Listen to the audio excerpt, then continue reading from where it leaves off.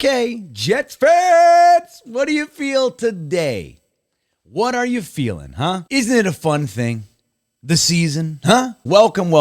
My name is GreenBean, and this is GreenBean's Jets Pod, episode number 91. I think I'm going to cry less in this one than I did last week. I think. Shit, last week when I did it, I didn't think I was going to cry. I was all pissed off and stuff. Who knew? I didn't know. If you didn't see last week's episode, I'll put a link. Where is it? Here? So I forget where it is. I think it's here. I'll put a link right there to the show, and you can check it out. You can check it out. I cry somewhere in the earlier chunk. First 15 minutes. I really cry. I really do. Anyway, welcome. This is episode 91, though. The crying-less episode. No crying allowed here. Why? Because the New York Jets are heading into the bye week at 6-3. No one thought that was going to happen. No one. Not you, not me, certainly not Brady Quinn, not even Chris Sims, Kyle Brandt, the roller coaster stealing fool he is. Kyle Brandt stealing our gig. We do the roller coaster Jet fan thing, buddy. You'll see. We'll get Kyle Brandt. We'll figure this out with that guy. Dude, I hope you're in a good mood. Again, welcome. Welcome to all you new people. I am so glad when new folks can come. If you're here and you're new, say hello in the comments. I read most of them. I mean it every single week. I read most of the comments. I even sometimes get so caught up, I answer all the comments. I spend hours doing that stuff. More times than not, I read most, sometimes every single one, and I reply to, I'd say, half. Not bad, right? If you get 300 comments, 200 comments, you reply to 100. It's not bad, especially when I'm making a video every day and doing that, right? So if you're new, welcome. If you would be so kind, one of the things we ask you to do here is to hit that like button. It looks like a little thumb.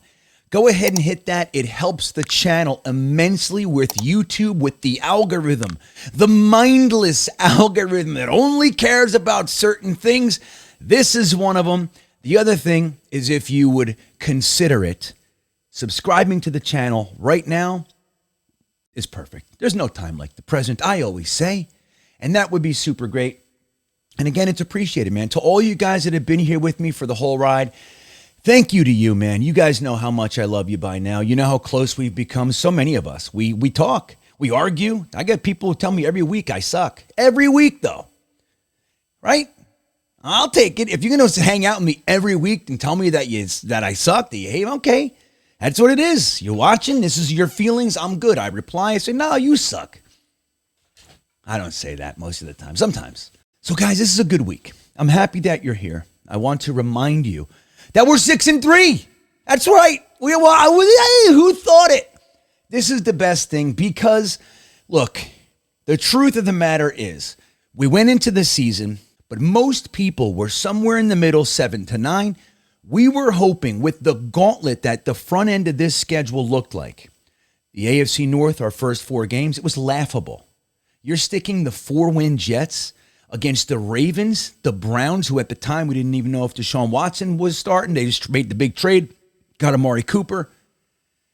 The Steelers in their house, and then the Bengals, Super Bowl. People were laughing. Dude, they're going to be 0-4. And we weren't.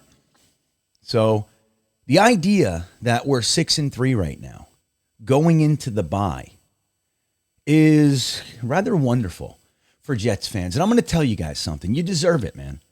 You do. Nobody eats more crow than us. Nobody. And again, our brethren in pain, the Detroit Lions fans. Cleveland, I don't really like the Browns fans. You guys know the story. If you don't, it'll come up somewhere along the line again, I'm sure. I got a very good reason not to like those people. And at one time, I loved them. And I went all the way out there to tell them. And the way they responded to that, no good. So they screw them. But let's just say Detroit, right? Even Jacksonville. I'm with you, you know? Like, you suffer. It's been brutal. It's been painful. It's been, you've had good players. You had Stafford and Megatron. Barry Sanders, still couldn't put it together. I get it. But you guys don't have butt fumbles. You don't have your quarterback's jaw getting broken in his own locker room by a teammate punching him in the face right before the season started. You don't have that. And it goes on and on and on and on. You don't have those things. We do. We get laughed at, kicked, poked, prodded, made fun of more than any other team. The entire NFL as a collective and all of its affiliate networks and everything, they have agreed that the Jets are the laughingstock. That's a safe poke. You can do that. So we weather it, man. We weather more than anyone, and we're 6-3 in the face of everything. We're starting rookies and second-year players by and large. We got the lion's share of our real impact stars, our first and second year players. Oh, and by the way, we lost some of them already, and we're still 6-3, and we're 6-3 on what is really an amazing feat. We just beat the best team in the NFL. Now, we talked about this division. Division games are supposed to be competitive, no matter if one team's undefeated and the other team's winless. They're supposed to be more competitive than the rest of the league, right? You are. I loved that. I've always enjoyed that dynamic. The Jets and Dolphins for years and years. It didn't matter who was good, who was bad. It was a great game more times than not. And there was the potential for that this week. Now, with the Bills, they are widely considered the Super Bowl favorite. Josh Allen is widely considered the MVP favorite. So especially coming off the loss that we had last week, nobody gave us a chance. I'll be real honest with you. While I wanted to win, while I was rooting to win, while I thought we could hang and we can be competitive, I thought the fourth quarter we'd just start to get outclassed and they'd beat us. Thought we were likely to lose. The Jets didn't want to do that. And you got to give it to this young team. You really do. It's exciting, man. And we should be buzzed. And I don't necessarily mean high or drunk. You could be. That's up to you. But I mean buzzed, man. You should be buzzing. We got 2 weeks to nibble on this one, 2 weeks to nibble on it. It would have been painful, especially after winning 5 games, 4-game win streak, to head into the bye on 2 division losses. It would have ruined it. You know what I mean? And we'd be 5-4 and winning record and the whole thing. And that's true and fine. But we would be giving too much rope for people to be able to say negative things, and we'd have to endure it for 2 weeks. Not now. We'll endure our stuff. They'll say it's about injuries. They'll say the Bills had a bad game, blah, blah, blah. We beat them. We beat them with 40,000 of their fans coming down to our house thinking that they were there to party. That's right. For years. For the last 5-7 years. Dolphins fans, Raiders fans, Pats fans, Bills fans, they would come down to MetLife because playing the Jets is almost a guaranteed win. It's a good time. You're going to travel to the game and you're going to actually get to see a win. And you'd be dancing and drinking wine and making out and meeting people and smoking doobs and all the stuff, frying up sausage. Well, one of my things that I'm most happy about today, this week, is the ride home for all of you Buffalo Bills Mafia people. Take that. Take it. Take that. So there you go. I hope you're feeling good. I really do. I hope you're having a good time. Enjoy it, man. Enjoy it. GreenBean's Jets Pod. Here we are. Episode 91. Like I shared last week, I did a really heartfelt ode to my favorite Jet of all time, pretty much. It's Dennis Byrd. Very short time we had Dennis Byrd, but the impact was really unparalleled, quite frankly. This week, it's episode 91, so our player profile is going to be someone who's actively on the roster, who's actively making impacts, good and bad. And that is John Franklin Myers, the defensive lineman that should be a defensive tackle, but they just won't stop playing him at end. That guy, that's right. Let's talk about John Franklin Myers. There's been an up and down relationship with this guy. Now, let's just tell you real quick. I don't know if you know this about John Franklin Myers. John Franklin Myers was a fourth-round pick of the Rams, the St. Louis Rams, if I remember correctly. Fourth-round pick 135 in the 2018 draft. So he's a fourth-round pick, similar to our Michael Clemens. Why did guys slip to the fourth round? Well, they're raw. They might have a little injury, something like that. They're not premium.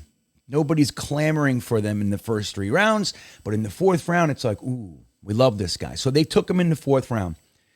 The next year, he doesn't make their active roster. They put him on waivers, right? They're going to try to stash him on the practice squad. And Joe Douglas, who obviously loved him in that draft, said, that's a guy I want. They dangled him. He went in and snatched him. And the interesting thing about that was he was on injured reserve. He was injured the whole time.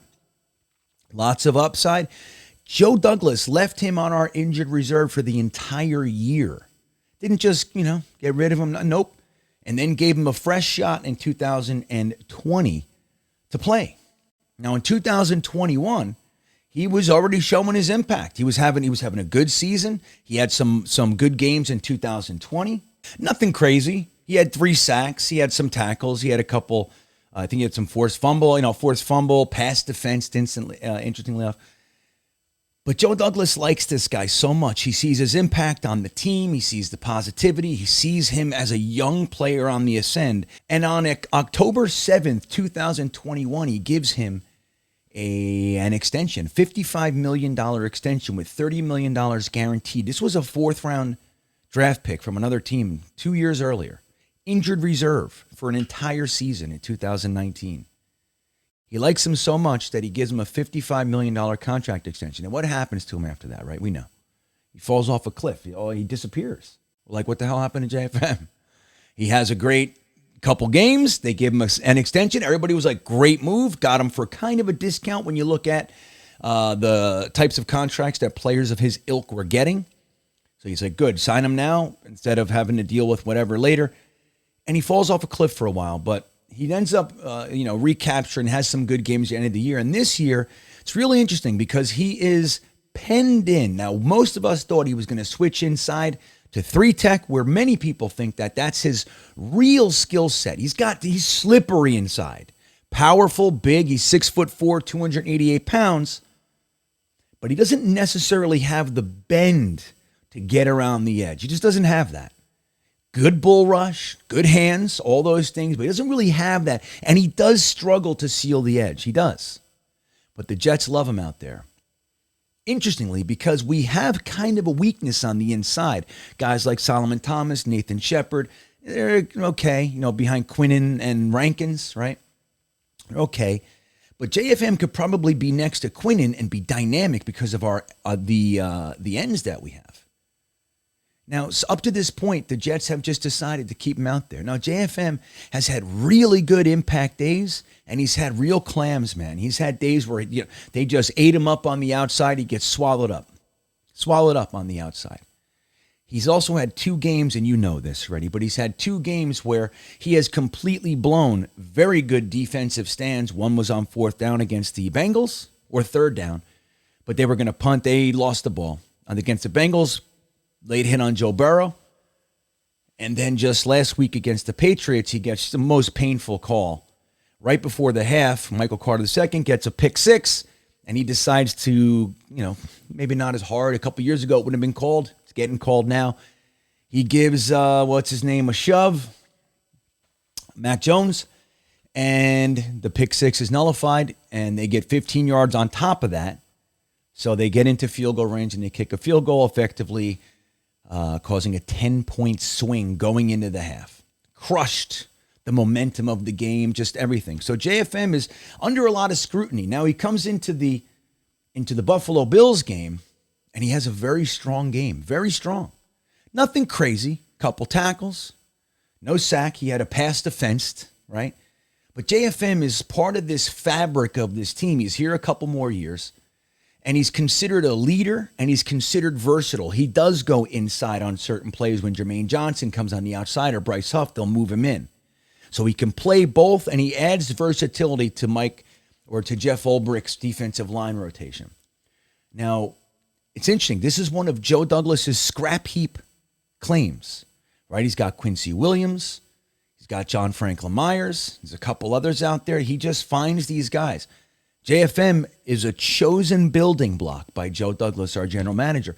And we're seeing the dividends now with his guys, with the guys that he's wanted to bring in. Now that Robert Saleh's in the house, it's Joe Douglas, Robert Saleh, and even Jeff Ulbrich to a slightly lesser degree. These guys are collecting their guys that they want in their rotation. And JFM is an incredibly important aspect of that, member of the rotation. And he's not even the good one. 5 years ago, JFM's light years the best guy on our team. That's where we were. Now JFM is an uber solid kind of workhorse. You got Quinnen, you got JJ, you got Bryce Huff, you got Carl Lawson for the splash. And JFM is one of those guys. He's a team player. He came out in his press conference after the game with Buffalo Bills, and he played with it. He said, I didn't get a roughing the quarterback call today. I didn't rough the quarterback. Yeah, he knows. He knows. So there you go. JFM, very important. One of Joe Douglas's earliest guys. JFM, the player profile, episode 91. Glad he's here. So guys, talking about this stuff, talking about this lead up into this game, into this showdown, the final game of the first half of the New York Jets season against the division powerhouse, the Buffalo Bills. Let's tear this apart in the news of the week.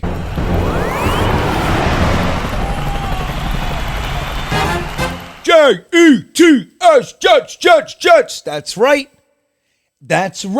I heard there were people in our chat for the Jetnation live stream today.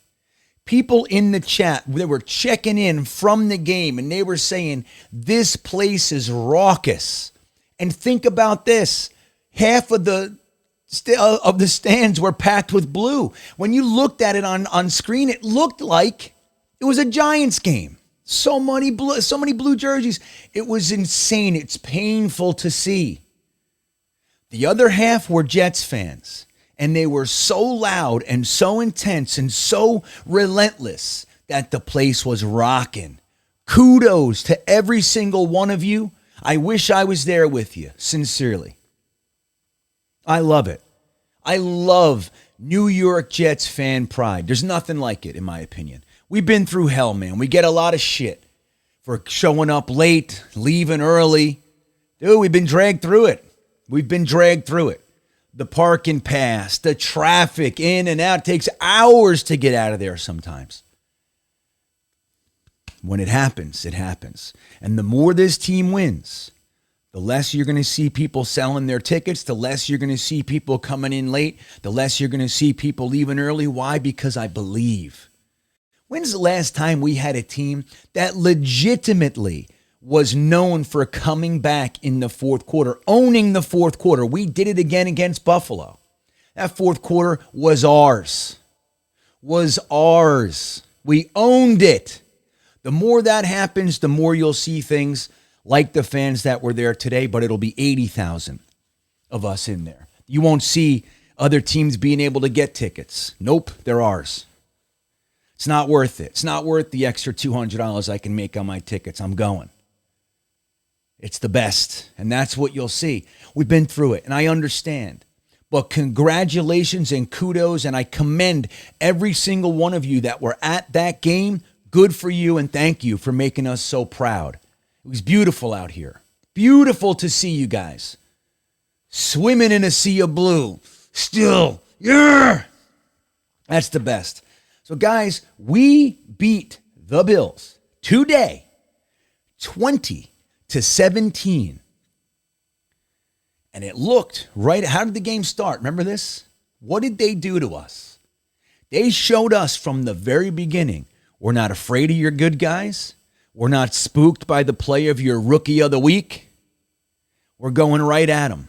Sauce Gardner's not used to that. He's used to them taking some time before they test him, right? He didn't know. This is Josh Allen and the Bills.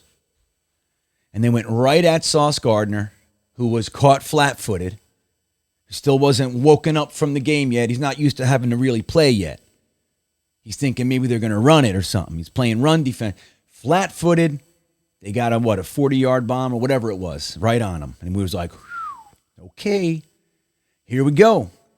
But what does he do from there? You don't have to worry about this kid. You don't have to worry about him, man. Run support, he's there. Pass defense, he's there. He's almost unshakable when he's on his guy. It's fantastic to see. Sauce Gardner is probably going to get nominated for Rookie of the Week again, and that will all but mean that he's going to win it again. And that'll be 7 of the first 9 weeks of the season, right?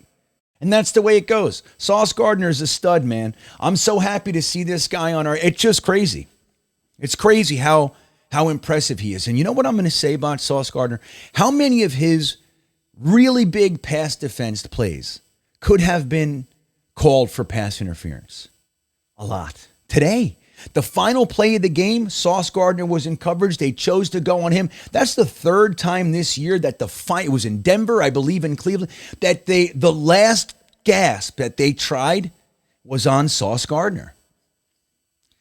Every single one of them could have been called. Now, the truth is he was played it nice. He had his hand on the guy, but he wasn't pulling, shoving. He wasn't interfering with the guy's ability to catch the pass except being in front of him, which you're allowed to do. Put his hands up. He had his left hand on him. He's not tugging the jersey, nothing.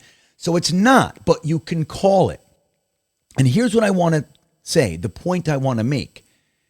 Most Jets, we don't get the benefit of the doubt. The last guy that really got the benefit of the doubt for the New York Jets was Darrelle Revis. Now, why did he get the benefit of the doubt? Because he was a bona fide superstar. He was the best in the league. The only guy that they could even put in his category was Nnamdi Asomugha, and it was a whole different thing in his dynamic over there in Oakland. Revis was in a league of his own, and the NFL knew that, and they gave him the benefit of the doubt because essentially he was a clean player. But if he did get a little tuggy, they gave it to him because he's Darrelle Revis. He earned that. Sauce Gardner is a rookie, and he's already getting that benefit of the doubt. That leads me to believe one of two things. One, they honestly believe that they're not pass interferences. Every single ref team, we're not getting the same teams all the time. They all do this. They all think it.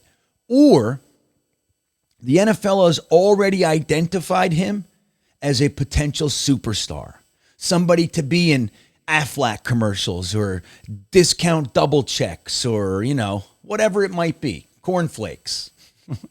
The new cornflake guy.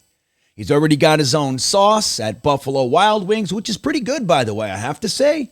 I'm kind of a wing snob. Not that I would go for the sauce every time, but I had it and I liked it. Legitimately.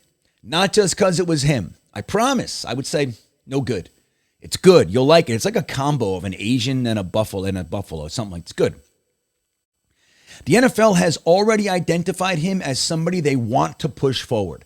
They want to prop up his personality, his ability, his name, all the stuff. They see superstar, so they're giving him the benefit of the doubt. And that's not to take anything from his dynamic and very effective, intense play. He's fantastic. But you would think that the Jets playing a team like the Bills, when it can be called, it would be called, and it wasn't called. It's pretty damn good. The more players that we have like that, the more respectful of a team we are, the more hardworking, grind it out, just beat you with clean play we are, the more guys on our team that are going to get that. Quinnen Williams, another one. He's a good boy. He brought a gun to an airport. He don't know. He's from Alabama. He's like, we all have guns in airports. Not in New York. He's a good boy. He made a mistake. He wasn't loaded. It was just in a case. He wasn't having it in a holster. So he made his mistakes and everything, but the NFL knows Quinnen Williams, that's a good guy right there. He plays clean. He plays intense. He's a good player. He can be a superstar, and they leave him alone unless it's egregious, which it's not. So he never, ever gets called. The more guys we have like that, the better this is going to be. Like when, the player profile, JFM, he's clearly not there. He does not get the benefit of the doubt. He's getting called. You saw the play in the Buffalo game where he was like literally hugging Josh Allen for like a good 8 seconds. Why? because he didn't even want him to fall. Nope. I'm not getting called. He could have got called for, sexual assault. It looked like it was like, that's intense hugging, buddy. Let him go. No, he's not even going to fall to the ground. I will lay him down restfully. I'm not getting the call again. So he learns. But that's the thing. JFM doesn't have what Sauce has already. JFM's been in the league since 2018. Sauce has been in the league 9 games. That's it. So it's really cool to see with a guy like Sauce Gardner. Now, what happened? So last week, Zach Wilson had the game of games, right? He had his first 300-yard game, 355. He had his first multiple touchdown game of the season with 2 touchdowns. And he also had a season high for 3 interceptions, which completely killed and crushed our game, right? What a game. He also had more yards running backwards. I'd love to see if they added that. They're like, Zach Wilson had 1 run for 4 yards. Now, Zach Wilson had 9 runs for negative 500 yards or whatever, 89 yards. I'd love to see if anybody's ever added that up, how many yards. Now, he throws it incomplete, so it is what it is most of the time. I'd still love to see how many yards he actually runs backwards and sideways and all that stuff. So we're all worried going into Buffalo.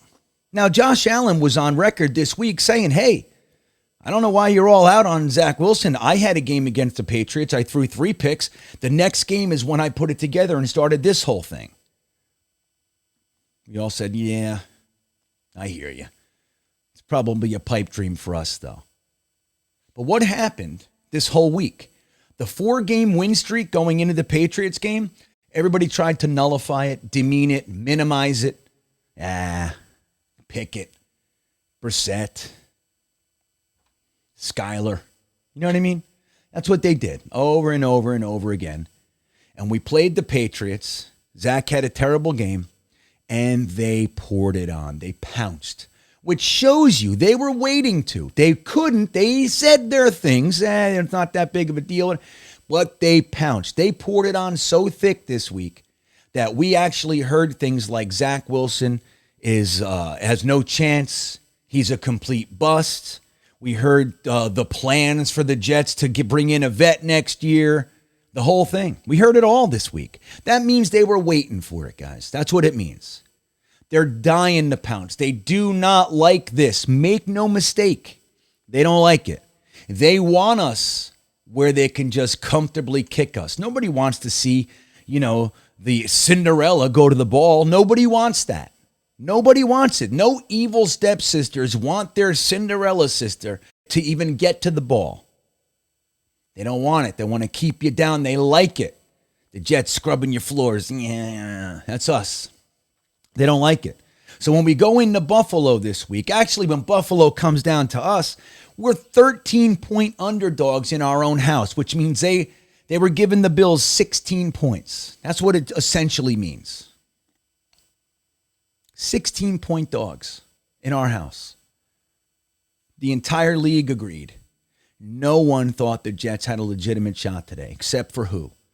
The Jets and Ryan from Jets Talk 24/7. Now, I predicted the Jets to win only because that's what I do. When it was time to make my prediction, I said 27-24 Jets. Why? Because I find it impossible to say otherwise. I can't do it. So I picked the Jets to win. But like I've talked about all week, it was likely that we were going to lose. We all wanted them to win. But they went into this game, and it looked a little sketchy in the beginning. It looked a little sketchy. But this team of ours clawed back. Now, didn't it feel like Zach had the best game of his career? Or at least of the season today? Yeah, he threw for 355 and 2 touchdowns last week. You know what he had this week? He had 18 for 25 for $154 and 1 touchdown. He got sacked twice, and he had a 101 quarterback rating. Dude, it felt like he threw for 350. It felt like he owned the game, but it wasn't that. It was the efficiency of the offense. And I'm going to tell you this. I said it last week, and I mean it now. If this is the Zach Wilson we get, we have enough talent around us. We have enough talent scattered all over this team, whether it's Sauce Gardner, DJ Reed, Quinnen Williams, and the crew on the defense, or if it's Garrett Wilson, Michael Carter, and the rest on offense. or if it's Jamie and Sherwood and Hardy on special teams.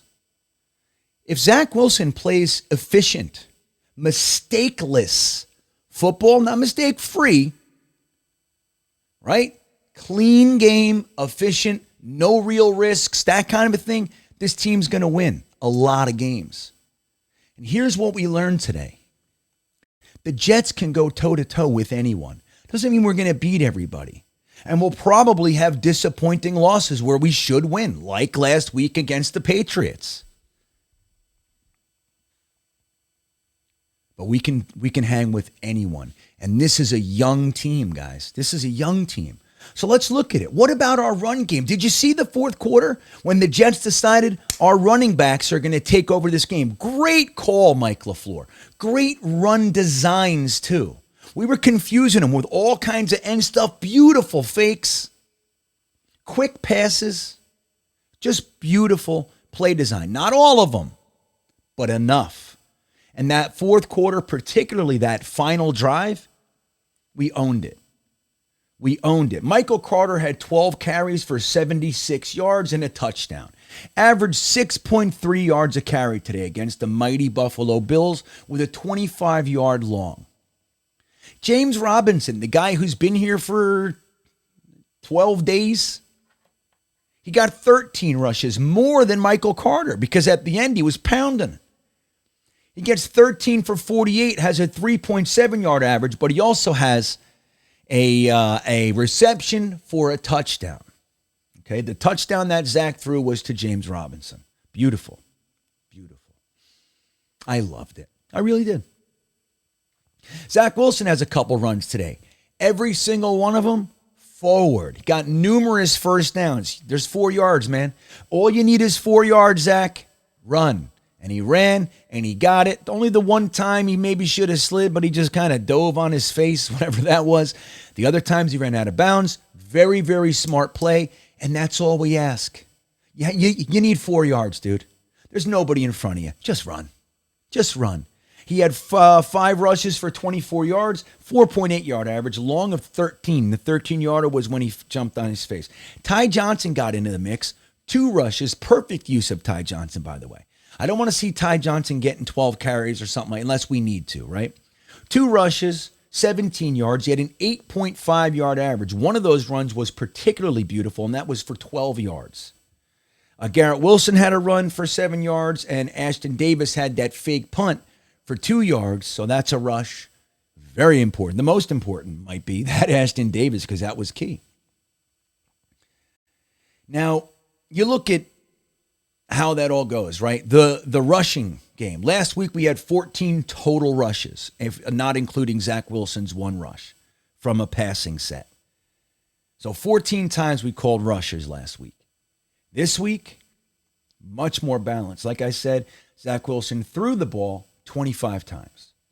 We ran the ball 29 times. So we even leaned run because we were ahead and we were trying to get the clock to move. So smart. Perfect. Balanced attack with the design leaning run when you're trying to run the clock out to keep their offense off the field. Beautiful. Beautiful. I thought Mike LaFleur completely redeemed himself from last week. Now, it's week by week, right? This was a fantastic follow-up by Mike LaFleur, by Zach Wilson, by the wide receiver. Well, Garrett Wilson had another great game. Crazy play he had. You know what I'm talking about? How much of a man is Garrett Wilson? Number one, I have no problem with the juke. It freezes defenders all the time. It's a good move. But you better have that ball, buddy. He threw it in front of him, and what did he do? He sacrificed his entire life to get that damn ball. He said, no way, not now, not me. Jumped on that ball. His helmet flew off. Guys hit him. His hair's all crazy.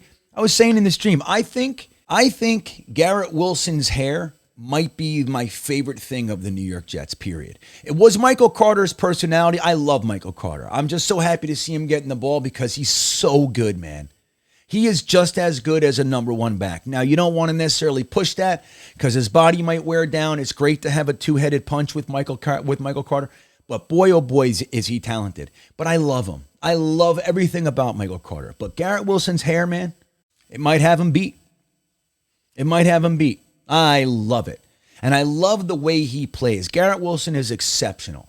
I love him. He gets banged up. He walks to the sideline. The trainer comes over. He shrugs him off and just walks back to the sideline. I just need a second.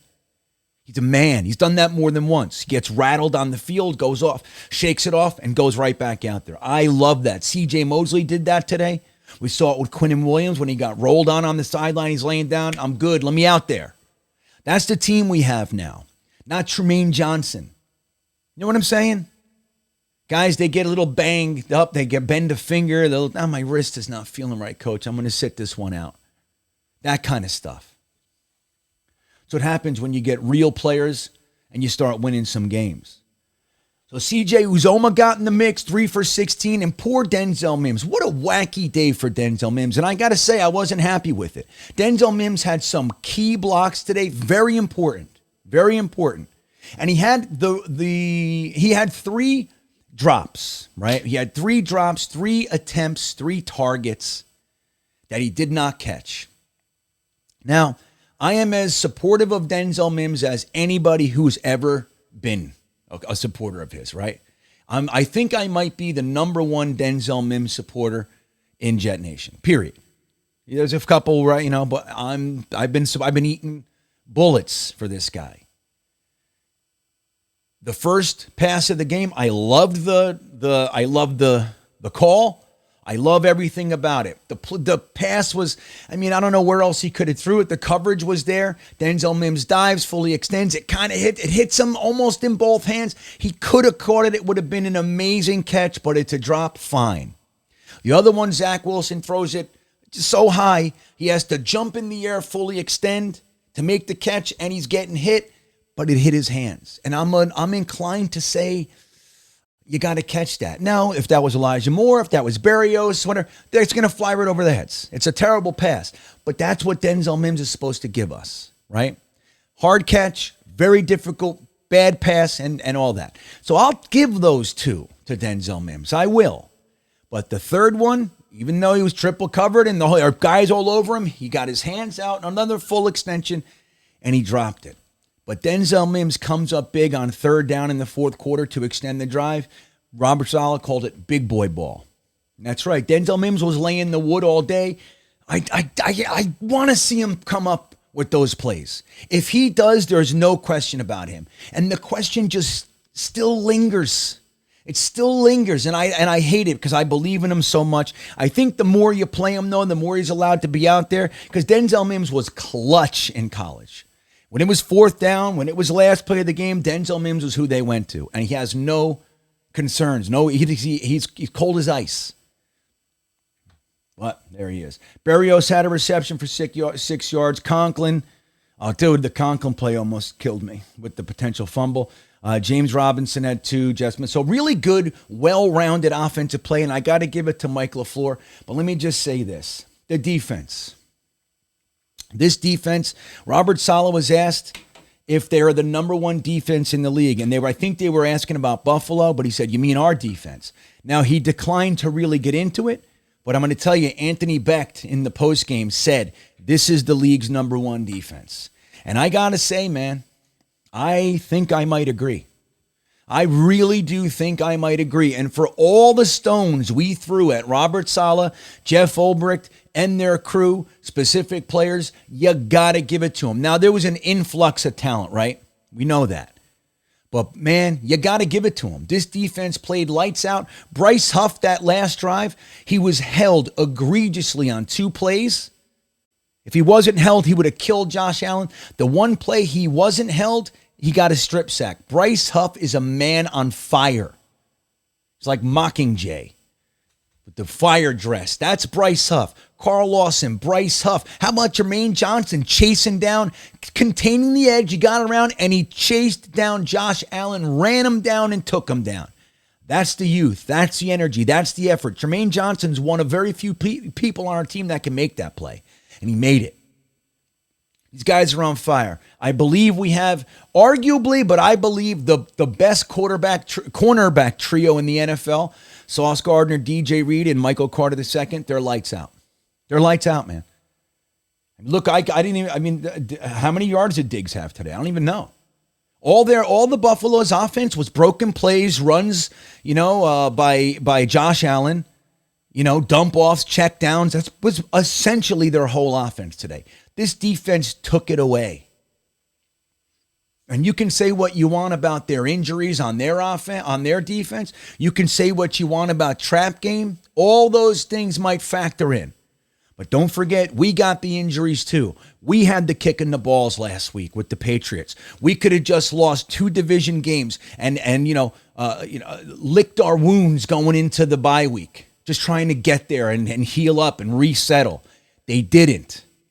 This defense, in my opinion, number 1 in the league, and that is the news of the week.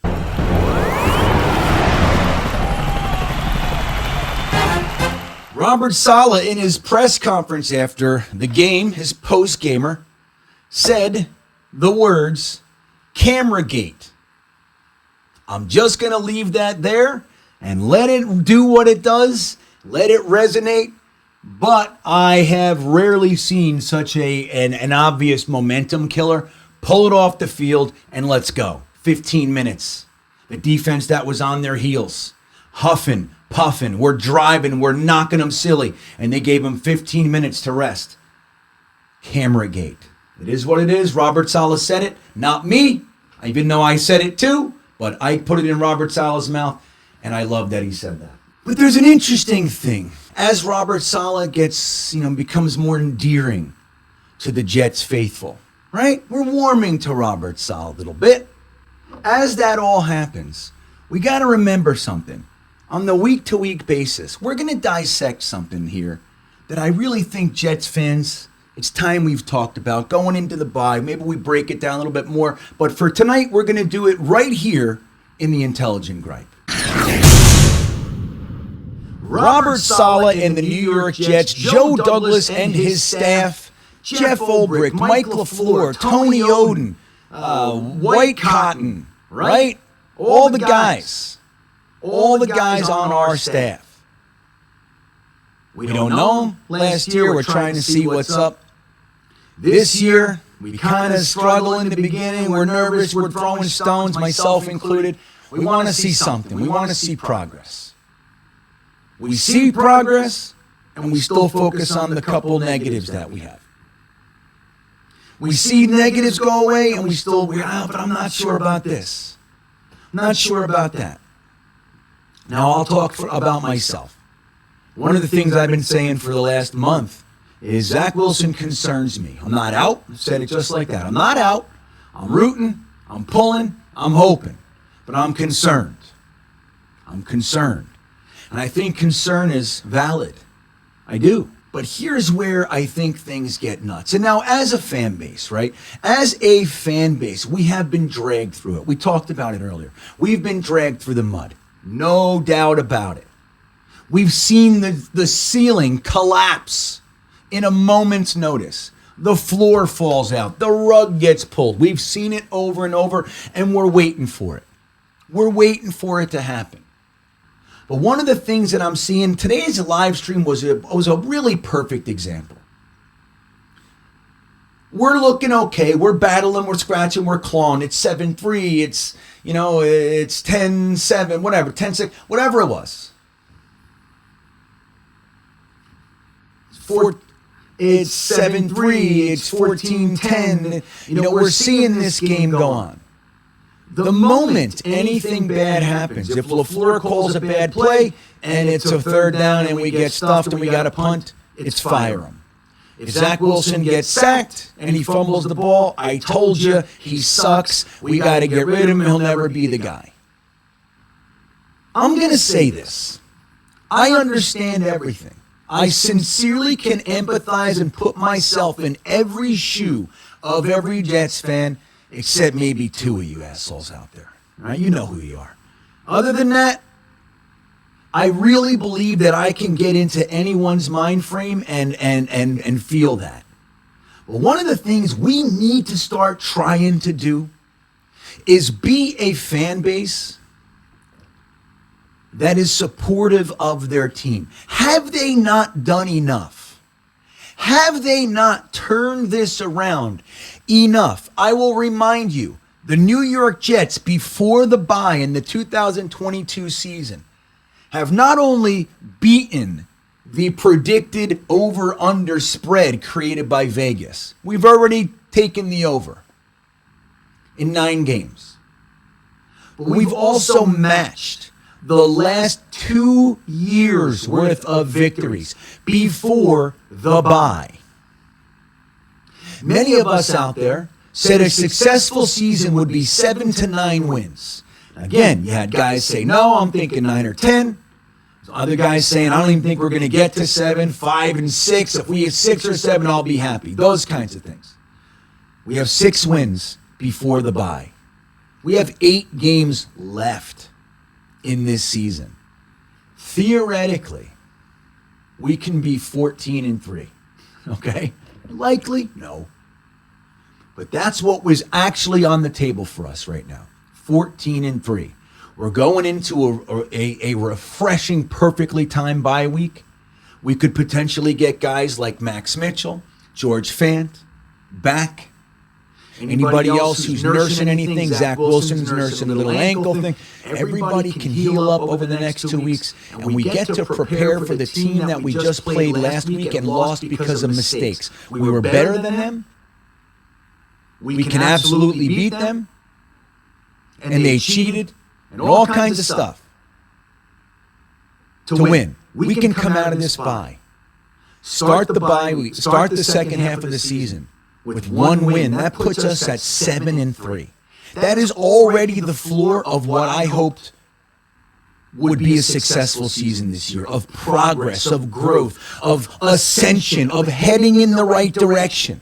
I think it's time, guys, that if Zach Wilson throws an interception, if Michael Carter fumbles the ball, if Dwayne Brown gets beat around the edge, that it's time that we support instead of crumbling to pieces and writing and saying and yelling. It's time to cut this guy. I think it's time. We're fans. We're tortured fans. We've been knocked around for over a decade.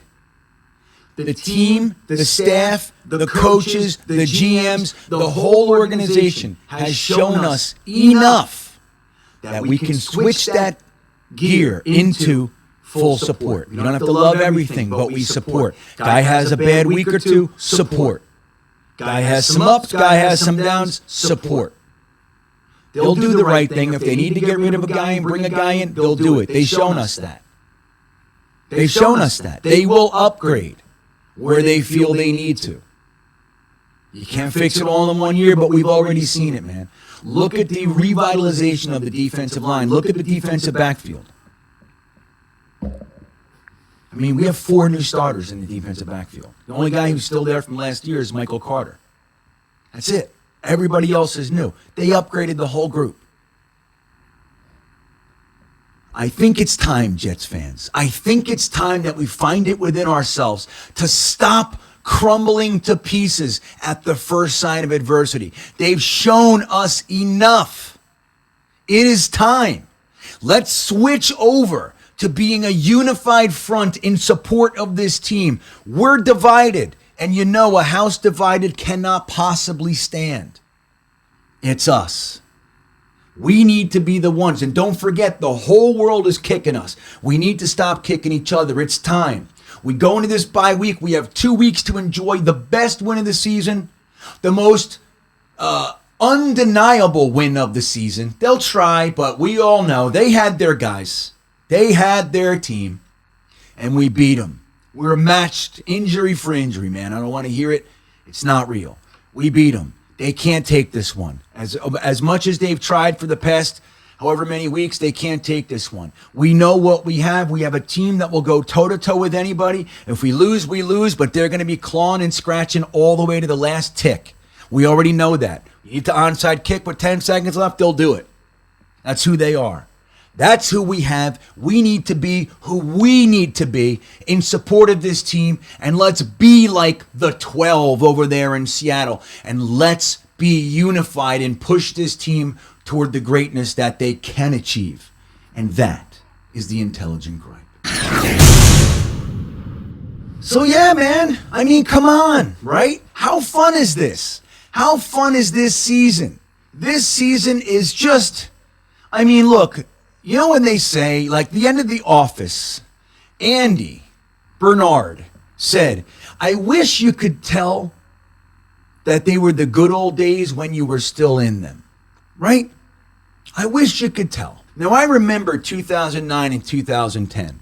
There were guys busting on Dustin Keller, saying Braylon Edwards was this or that. There were guys that hated DeBrickashaw Ferguson. It went on and on and on. But the truth is, you look back at that, and those teams were excellent. And they gave us some of the most fun we've ever had as Jets fans. When you're in it, the hypercritical approach isn't it. Sure, we're dissectors, man. Everybody's with their analytics. We got 150 stats guys now. It's crazy. We're in the middle of something pretty damn exciting. We have a young team that is playing like a big batch of vets, like we've been doing this for 5-10 years already. These guys mean it. They want it. This can be the good old days. We might be looking back at this season 10 years from now going, damn, that team was good. Michael Carter, holy cow. Remember how great Dwayne Brown ended up being for us? He ended up in the Pro Bowl, dominant second half of the season. Tyler Conklin had 50 catches after the bye. You know, we don't know. What we do know is they're getting better and better every week. They have their dips. We just lost our first game in 5 weeks last week, and we followed that with a dominant win over the Buffalo Bills. And I don't mean dominant score-wise. I mean that fourth quarter, they couldn't do a damn thing. They couldn't stop us, and they couldn't do anything to us. That's dominating. The fourth quarter, like we're seeing. Guys, I hope you're enjoying it like I am. I want to thank you for stopping by. This has been episode 91 of GreenBean's Jets Pod. As always, I am super happy that I get this time with you. Guys, have a great week. Enjoy this one. We'll talk about it for the next 2 weeks, going into New England where we enact our revenge on the cheater. That's what we're going to do. Don't let anybody get you down and steal your joy. Jet Nation, this one's ours. Take it and ride it. And with that all said, have a great week. And as always, go Jets.